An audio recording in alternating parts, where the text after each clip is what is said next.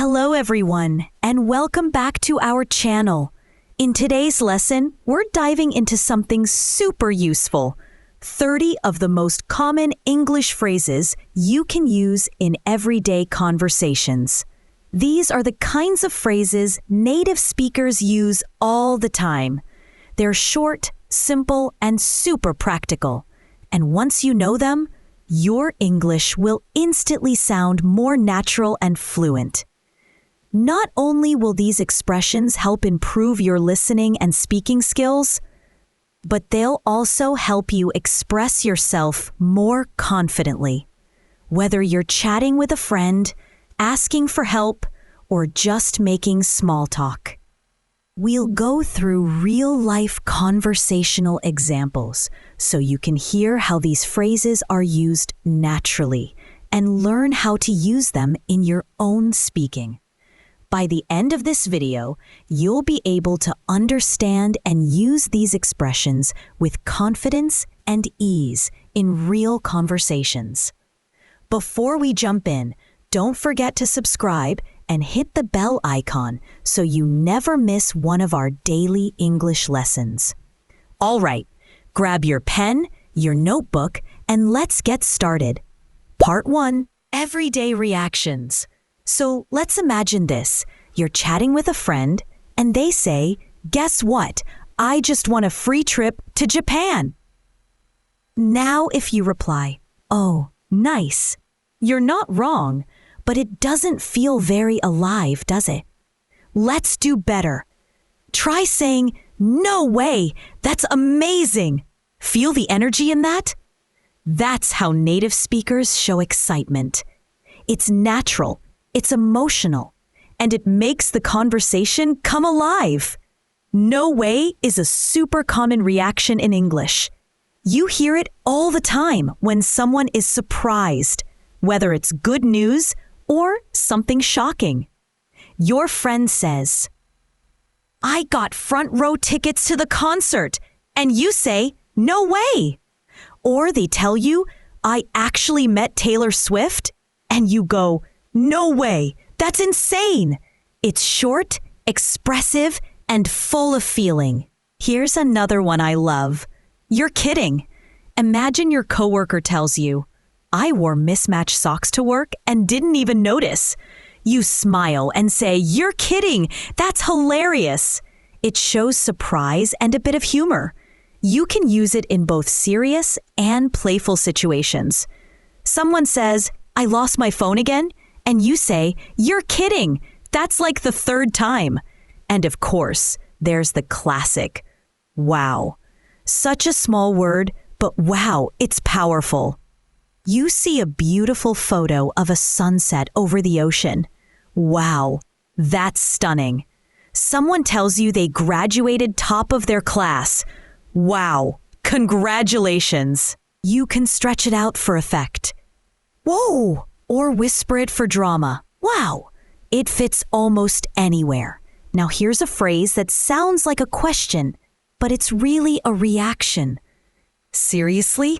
Someone says, "I studied all night and still failed the test," and you respond, "Seriously?" That's the worst. It's like saying, "Are you for real?" You can use it to show surprise, sympathy, or even disbelief. "Seriously? I can't believe that happened." And then, when something truly good happens, a friend gets a promotion, wins a prize, or finishes a marathon, don't just say, "Good job." Go big. Say, "That's awesome," or "That's amazing." It shows you care. You're excited with them. Your friend says, "I finally passed my driving test," and you say, "That's awesome. I knew you could do it." These phrases, "No way," "You're kidding," "Wow," "Seriously," "That's awesome," they help you connect. They bring your English to life. You're no longer just answering. You're reacting like a real native speaker would. Let's try a little scene together. Picture this. You and a friend are sitting at a cafe. Your friend leans in and says, "Guess what? I'm going to Australia next month. You blink. No way! That's incredible! For vacation? Yeah, they say. 2 weeks with my cousins. You nod, smiling. Wow, you're so lucky. That's gonna be awesome. Can you feel how natural that sounds? It's just a real conversation between friends. No pressure, no complicated grammar, just simple, emotional, real. And hey, don't just listen to me. Try it with me now. I'll say the situation and you respond out loud with the phrase. Ready? Your friend just got engaged. You smile wide and say, "No way! That's amazing!" Then you lean in, excited. "When did it happen? Tell me everything." They start showing you the ring, and you say, "Wow, it's beautiful. I'm so happy for you two." Someone wore their shirt inside out all day. You burst out laughing. "You're kidding. That's hilarious." Then you shake your head playfully. "How did nobody tell you?" They laugh too and say, "I guess I need a fashion assistant." You say, "Don't worry, it happens to the best of us." You see the Grand Canyon for the first time. You step to the edge, look out and whisper, "Wow, this is breathtaking." For a moment, you just stand there in silence. Then you take a deep breath and say, "Photos don't do it justice." Your friend nods, and you add, "I'm so glad we came." Someone failed the easiest test. You raise your eyebrows. "Seriously? That's rough." They nod, frustrated. "I thought I had it." You try to cheer them up. "It's okay. Everyone has off days." Then you smile and say, "Let's review together next time." Your friend tells you they won a contest. They say, "Guess what? I won!" And you jump in, "That's awesome! I'm so happy for you." You give them a high five. "What did you win?" They explain the prize, and you say, "You totally deserve it." Then with a big grin, "We've got to celebrate." Part 2. Agreeing and disagreeing naturally. I'm so glad you're here for part 2 of this lesson series. If you've ever felt awkward when trying to agree or disagree in English, this part is for you. You see, native speakers don't just say yes or no. They have dozens of ways to show agreement or disagreement, and they often do it with a lot of personality. Let's start with something easy. You're having coffee with a friend, and they say, "Learning English takes time." Now you could just nod, but why not say, "Exactly! It's a step-by-step process." Sounds so much more natural, right? Exactly is one of those words that instantly makes you sound fluent. Another great one is "That's so true." It's friendly, positive, and shows you're really listening. Imagine this. You're chatting after a long day, and your coworker says, "These short winter days make me so tired." You sip your tea and say, "That's so true. I've been falling asleep by 9 every night." Now, what about when someone shares a strong opinion and you really feel the same way? Say, "Totally," or "I couldn't agree more." These are full of energy. Let's say your roommate says, "Weekends just go by too fast." You lean back on the couch and reply, "Totally. I blink and it's Monday again." All right, but what happens when you don't actually agree? It's important to know how to disagree politely. Not too direct, not too cold. Let's practice that. Instead of saying, "You're wrong," try saying, "I see your point, but..." That small phrase softens your response and keeps the conversation friendly. For example, someone says, "I think everyone should wake up at 5 a.m. You can smile and say, "I see your point, but I'm just not a morning person. I work better at night." Or how about this? That might be true, but you're not shutting the other person down, just offering another view. Imagine your friend says, "Fast food is the best kind of food." You laugh and reply, "That might be true for speed, but I prefer home-cooked meals. They just taste better to me." Another one I really like is, "I get where you're coming from." That's a powerful way to show empathy before disagreeing. Let's say someone says, "I think online learning is always better." You nod and say, "I get where you're coming from. It's flexible and convenient. But honestly, I still like being in a real classroom sometimes." These phrases make you sound thoughtful and respectful, and that's what good conversation is all about. Now let's imagine a few short scenes together, like we did before. Try to picture them in your mind. You and your friend are sitting on a bench at the park. They say, "I think social media does more harm than good." You think for a moment and say, "I see your point, but I think it depends on how people use it." Your friend nods slowly. "Yeah, that's true." You both pause, then you add, "Totally helps me stay in touch with family overseas, though." Here's another one. You and your classmate are walking out of school. They say, "This new teacher is really strict." You laugh a little. "Exactly. She gave us homework on the first day." Your classmate says, "But I think we'll learn a lot." You nod. "That might be true. She does explain things really well." Or maybe you're at a small dinner party. Someone says, "Honestly, I think pineapple on pizza is just wrong." You smile and say, "I get where you're coming from, but I love it. That sweet and salty combo is my favorite." They laugh and say, "Okay, we can agree to disagree." You see how natural that sounds? The conversation keeps flowing. It's not just yes or no. It's full of connection, emotion, and personality. Let's practice a few together, okay? I'll give you the line, and you say your natural response out loud. Ready? Your friend says, "Learning English is hard." You nod slowly. "Exactly. But it gets easier the more you practice." Your friend sighs. "I guess I just feel stuck sometimes." You smile and say, "We all do. That's why I watch videos." Repeat phrases.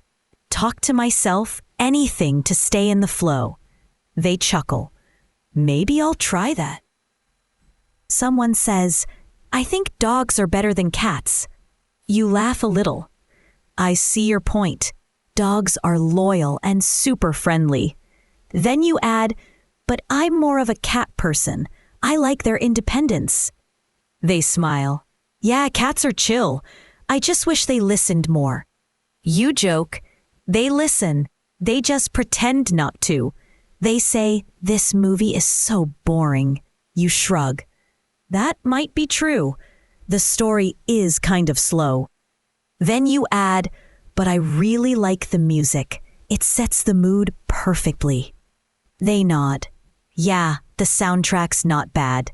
You say, "Sometimes the music saves the whole thing." See how much more engaging that is? It gives your audience a sense of timing, rhythm, and real-world language exchange without overwhelming them. Part 3. Offering help and making requests. Hey, welcome back. I'm really glad you're sticking with me. So far, we've talked about reacting naturally and expressing agreement or disagreement. Now, let's explore something that comes up in everyday conversations. Offering help and asking for it. You know, helping others or asking for support is something we do all the time. But the way we say it really matters. If you're too direct, it can sound a little rude. If you're too shy, people might not realize you need help. That's why today I'm going to teach you some simple, polite, and supernatural English phrases for these moments. Let's start with offering help. Imagine this. Your friend is carrying a stack of books and struggling a bit. You walk over and say, "Do you need a hand with those?" It's short, kind, and very common. You're not just standing there, you're offering support in a friendly way. Another great phrase is, "Let me help you with that." Let's say someone's setting up chairs before a meeting. Instead of waiting, you say, "Let me help you with that," and start moving chairs. It shows that you're proactive and thoughtful. Sometimes we say, "Let me know if you need anything." This is great when someone seems stressed or busy. Maybe your coworker is working late. As you leave, you say, "Hey, let me know if you need anything, okay?" It's a small phrase, but it builds connection. Now, let's try a short scene. You see a friend struggling to carry some groceries. You walk up with a smile. "Do you need a hand with those?" They laugh. "Yes, please. I brought way too much." You take a bag from them. "No worries." Happens to me every time I go shopping hungry. They say, "You're a lifesaver. Thanks." Another one. Your coworker looks overwhelmed with paperwork. You approach their desk. "Hey, let me help you with that." They look up, surprised. "Really? That'd be amazing." You sit beside them. "Yeah, I've got a few minutes before my next task." They smile. "Thanks, I really appreciate it." Now, what if you need help? Here's the key. Be clear, be polite, and smile if you can. One great phrase is, "Would you mind?" Let's say your printer is jammed and you're not sure what to do. You turn to someone and say, "Would you mind showing me how to fix this?" It's soft, respectful, and very native sounding. Another one is, "Could you do me a favor?" It works really well when you want someone's help without sounding demanding. For example, "Could you do me a favor and read this email before I send it?" You're not bossy, you're collaborative. And here's a gentle one for casual moments. "Do you think you could?" For instance, "Do you think you could give me a ride after class?" It's friendly and calm, not too strong, not too weak. Let's imagine a few real conversations. You're stuck writing a report, and your friend is good at editing. You ask, "Hey, could you do me a favor?" They pause, curious. "Sure, what's up?" You smile and hold up your laptop. "Can you take a quick look at this? I just want to make sure it sounds natural." They nod. "Of course! Let's fix it together." You're having trouble with a new app on your phone. You turn to your brother. "Would you mind helping me figure this out?" He takes your phone. "What's it doing?" You explain. "It keeps freezing whenever I open it." He grins. "No problem. I'm the tech support guy today, huh?" You're meeting a friend, but your bike tire is flat. You call and say, "Hey, do you think you could give me a ride?" They say, "Sure. Where are you?" You reply, "Just outside my place. I'll wait near the corner." They laugh. "All right, I'll be there in 5. You see? These conversations feel normal, friendly, and full of small kindnesses. Helping and asking for help is a big part of everyday English, and these phrases make it so much easier. Let's try a quick speaking practice together. I'll say a situation, and I want you to respond out loud with a full line, not just a phrase. Ready? You see your neighbor lifting a heavy box. Say, "Do you need a hand with that?" You need help moving a table. Say, "Would you mind helping me move this?" Your classmate seems stressed with their homework. Say, "Let me know if you need anything, okay?" You can't figure out a new program on your computer. Say, "Do you think you could help me with this?" Beautiful. Keep practicing those out loud. And more importantly, start using them in real life. These aren't just phrases, they're social tools. They show people you care, you're polite, and you know how to communicate clearly in English. In the next part, we're going to look at expressing emotions and opinions. How to say things like, "I'm so happy for you," or "to be honest," in a way that sounds fluent and sincere. Part 4. Expressing emotions and opinions naturally. Welcome back! I'm glad you made it to part 4 because this one is all about something really important, expressing how you feel. Whether you're happy, sad, excited, disappointed, or just being honest about something. Being able to say it naturally makes a huge difference in your English fluency. And here's the truth. Native speakers express emotions all the time. It's not just good or bad. It's, "That's amazing," or "I'm really sorry to hear that."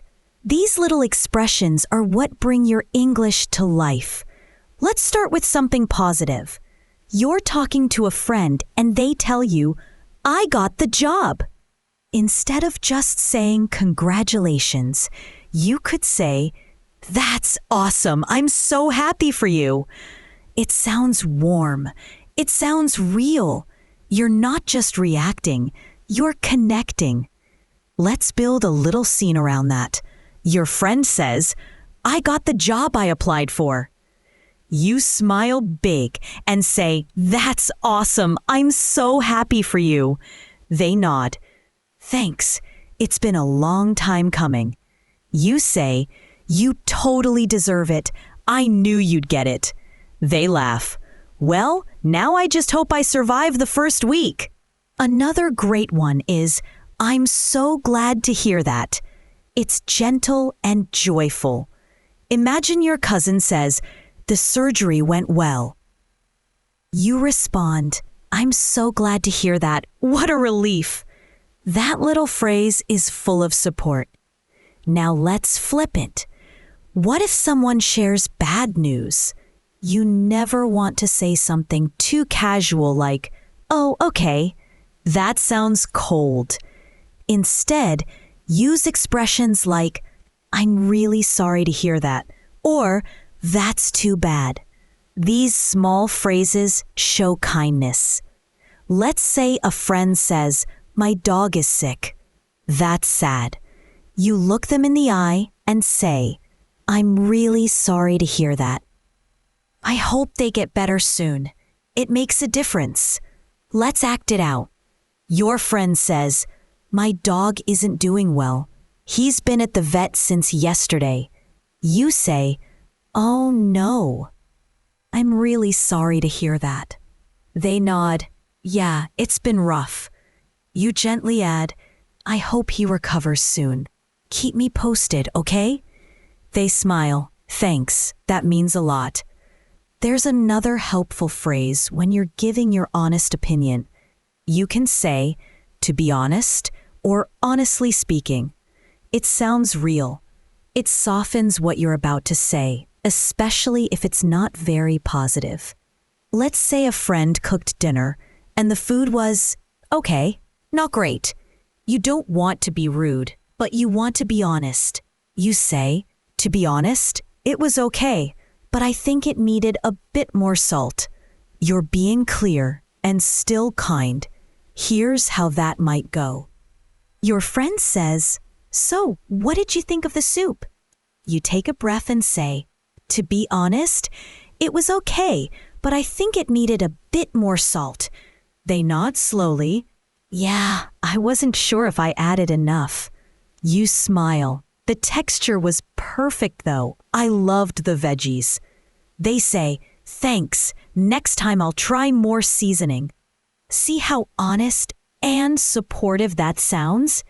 These phrases help you share your thoughts with kindness. Another one I love is, I know what you mean. It's perfect for showing empathy when someone tells you something difficult or frustrating.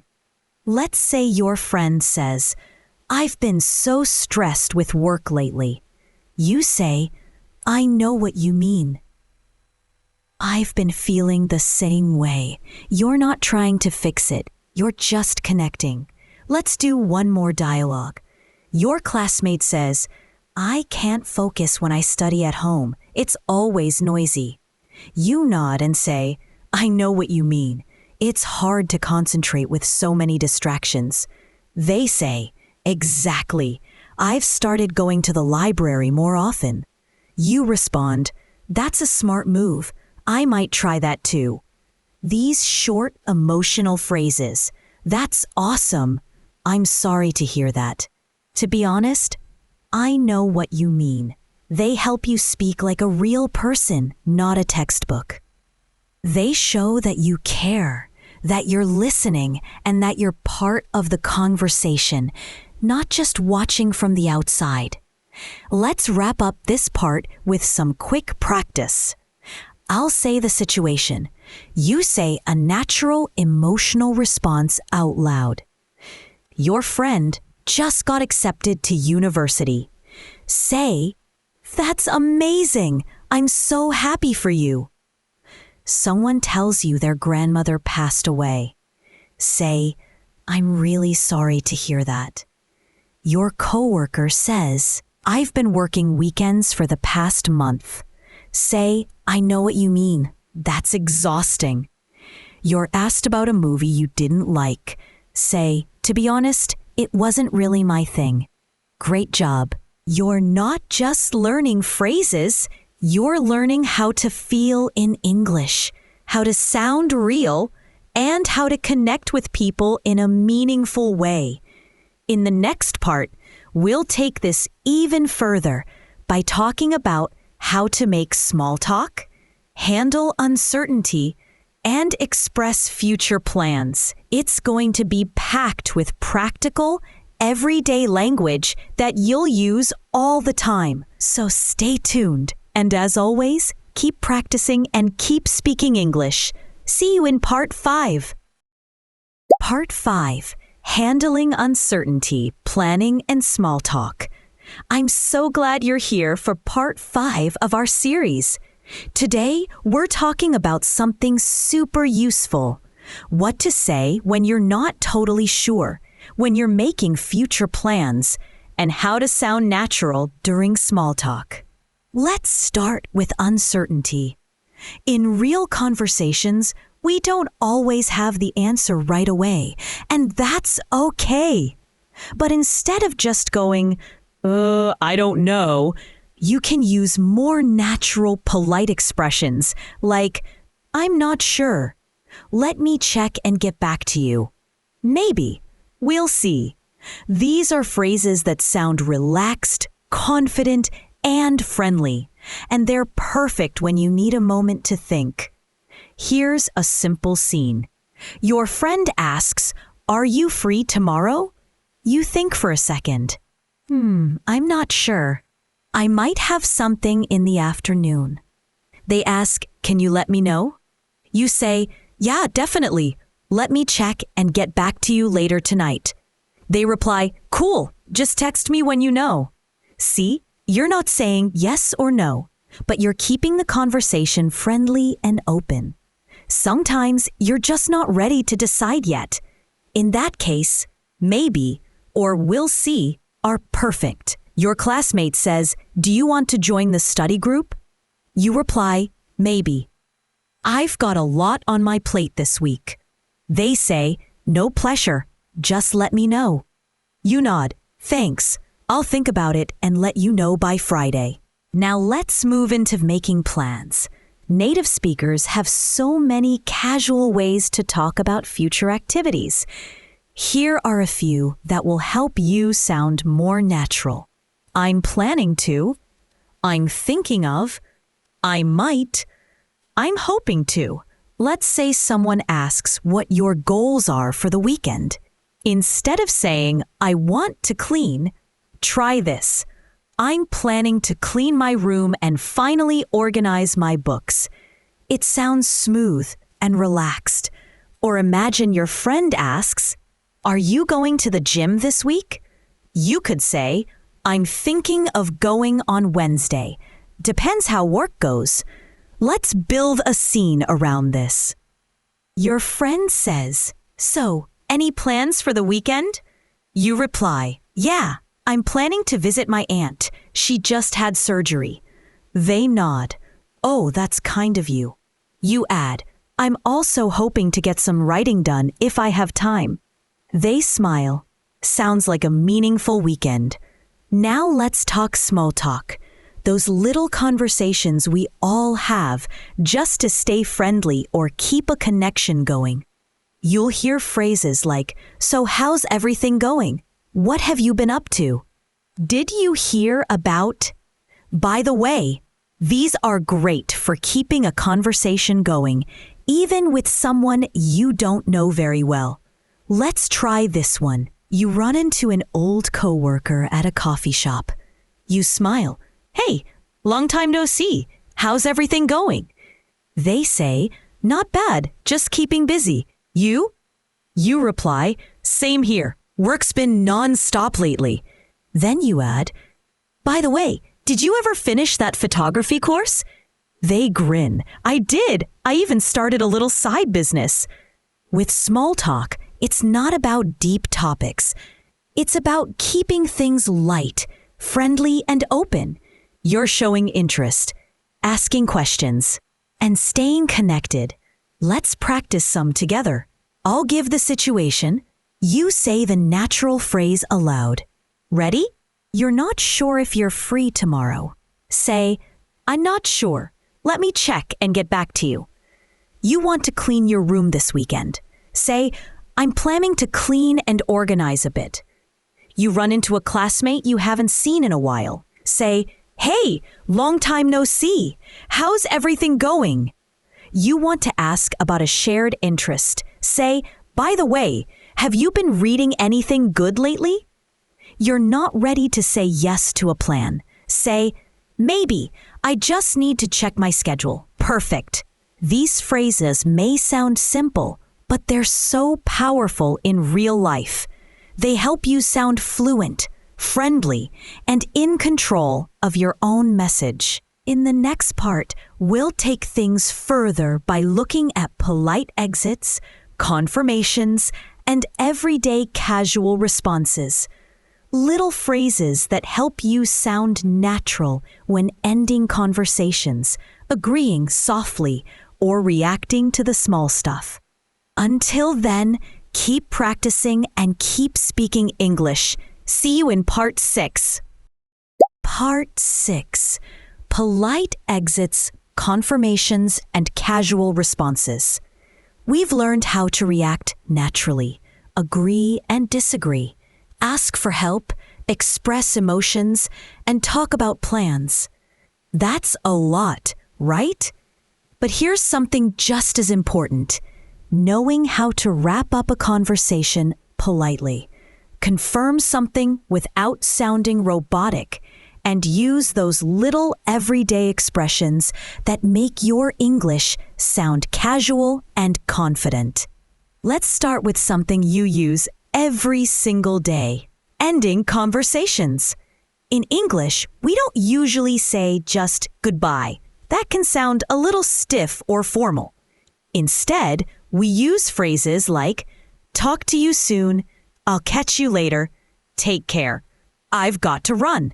These are polite, friendly ways to leave a conversation, whether it's in person, on the phone, or even in a text. Let's picture this. You're finishing a chat with a coworker at the office. You say, "It was great catching up. I'll catch you later, okay?" They nod. "Yeah, for sure. Take care." You smile. "You too. Let's grab lunch next week." They reply, "Sounds good. I'll text you." That's natural. That's how real conversations wind down. Not too fast, not too formal. Here's another example. You bump into a friend at the supermarket, and after chatting for a bit, you check your watch. "Anyway, I've got to run. I'm late for an appointment." They say, "No problem. Great seeing you." You smile and wave. "Yeah, let's catch up properly soon." "Take care," they respond. "You too. Bye." Simple, right? Just having these little phrases ready can make social moments smoother. Now let's talk about confirming something. In English, we often use short little tags or confirming phrases at the end of a sentence. You'll hear people say, "Right? Isn't it? Yeah? You know?" They help you check if someone agrees or is following along. Let's imagine this. You're chatting with a friend about the weather. You say, "It's really hot today, isn't it?" They nod. "Yeah, crazy for this time of year." You reply, "I had to turn the fan on at 9 a.m. It's getting worse every summer, right?" They laugh. "Tell me about it." You can use these tags with almost any topic. Try these. "That was fun, wasn't it? You liked the movie, right? You're coming tomorrow, yeah?" They keep the conversation flowing and feel very casual. Let's try a mini scene using that. You and your classmate just finished a project. You say, "That went pretty well, didn't it?" They smile. "Yeah, I think we nailed it." You laugh. "We make a good team, right?" They reply, "Definitely, high five." Now, let's talk about something small but super important. Filler phrases and casual responses. These are the little things we say all the time when we're thinking, hesitating, or reacting softly. Here are a few you'll hear constantly. "Let me think." "Well, you know, sort of, kind of, I guess." They may sound small, but they make your English feel real, like you're not just reading from a script. Let's say someone asks, "What kind of music do you like?" Instead of answering immediately, you pause and say, let me think. I guess I'm into chill acoustic stuff. You know, kind of relaxing music." See how natural that sounds? Let's build a little dialogue around that. You're talking with a new friend at a party. They ask, "So, what do you like to do in your free time?" You think, "Well, I guess I'm kind of a movie person." They smile. "Oh yeah? What kind?" You say, "Let me think. Probably comedies. Something light, you know?" They nod. "Same. I love a good laugh." These little words, "I guess," "let me think," "sort of," "you know," they don't carry big meaning, but they carry rhythm. They make you sound calm and fluent. Let's practice a few situations together. Say these responses out loud after me. You're leaving a conversation at a cafe. Say, "It was great talking to you. I'll catch you later." You're checking if your friend liked the movie. Say, "You enjoyed it, right?" You're thinking before answering a question. Say, let me think." You kind of agree, but not completely. Say, "Sort of." I mean, yeah, kind of. Nice. Try repeating them again tomorrow in front of a mirror. Practice these little things. They really add up. All right, that brings us to the end of part 6. Next up is something I'm really excited about, shadowing practice. In the next section, we'll put everything together in 10 mini dialogues that you can listen to, repeat, and practice over and over to train your fluency. So get ready. Your speaking practice is about to level up in a big way. As always, keep practicing and keep speaking English. I'll see you in Part 7. Part 7. Shadowing Practice. 10 real-life dialogues to boost fluency. Hey, welcome back. You've learned a lot of powerful real-world English in this series so far. Now it's time to take it to the next level by speaking it. This is your shadowing practice section. I'll walk you through 10 short, natural dialogues. These are based on everything we've covered.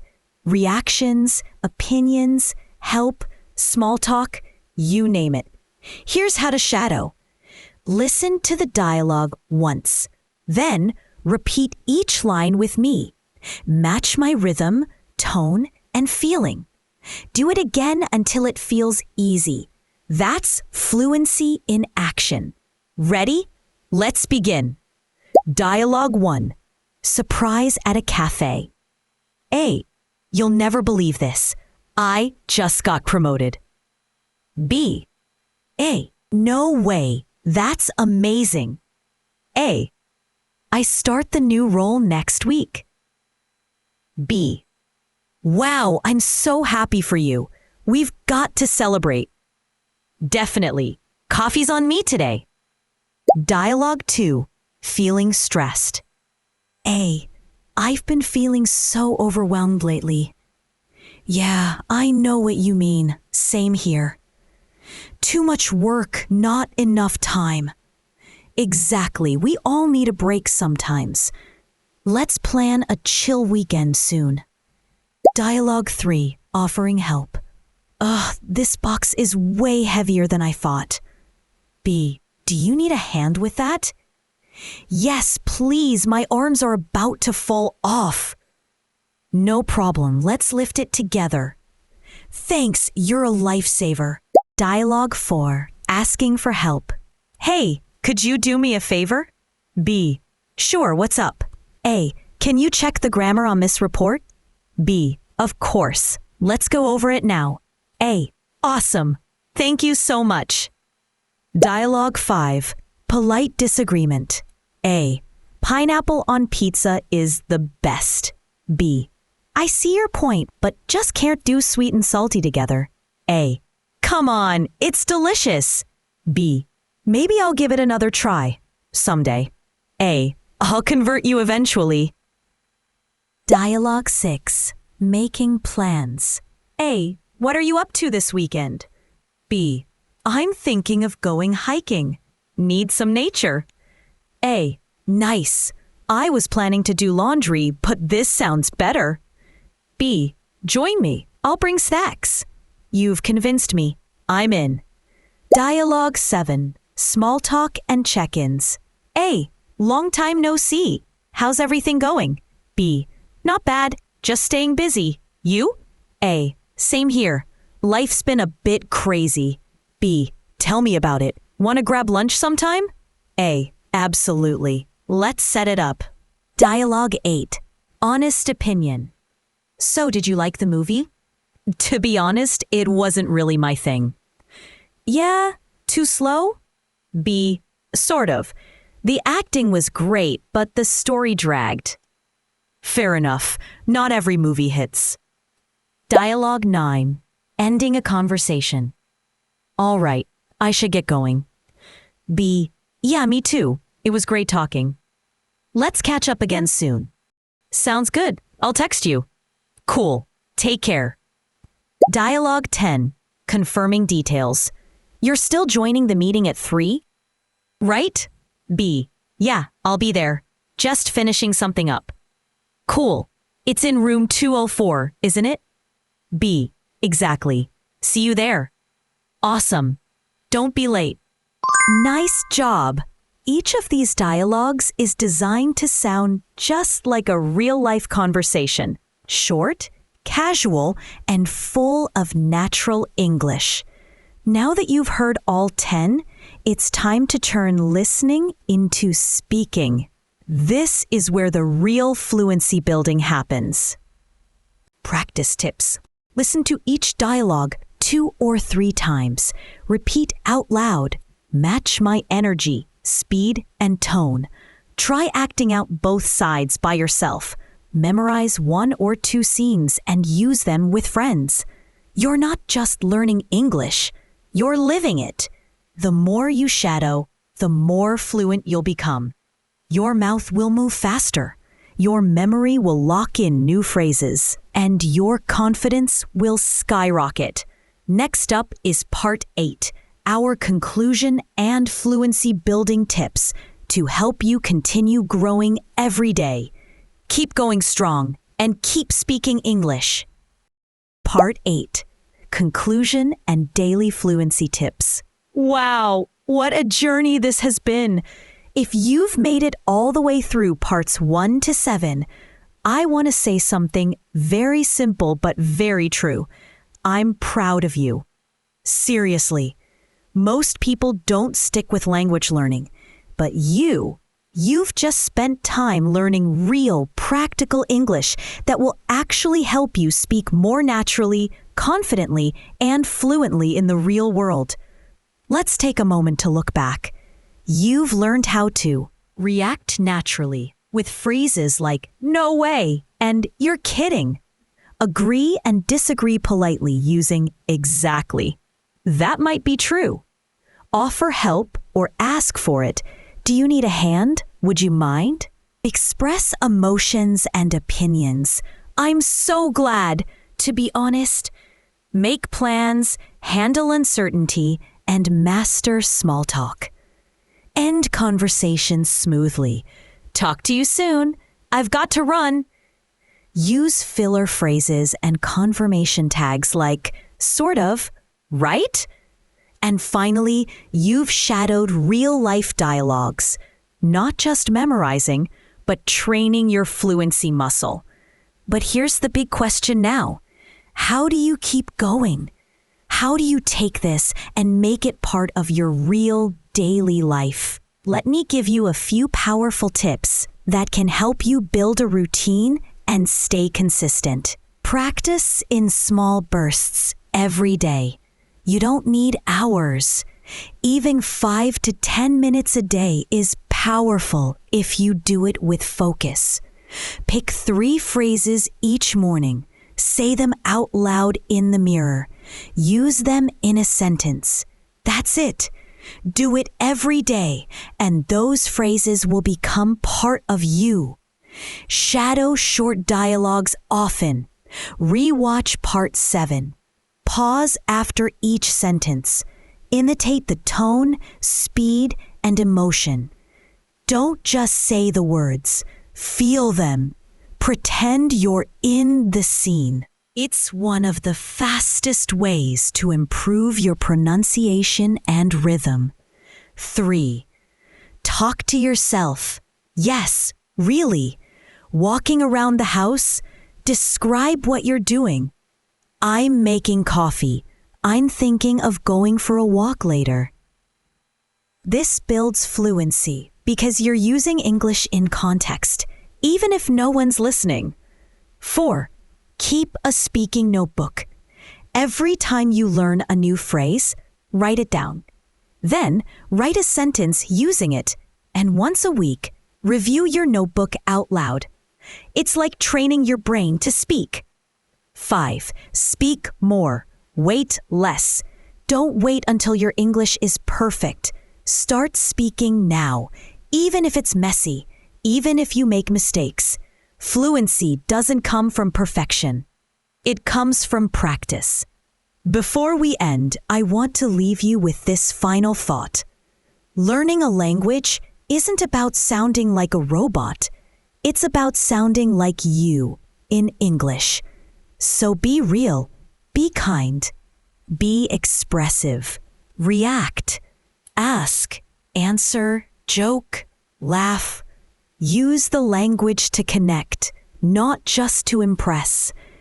If you do that, fluency will come, and it will feel natural.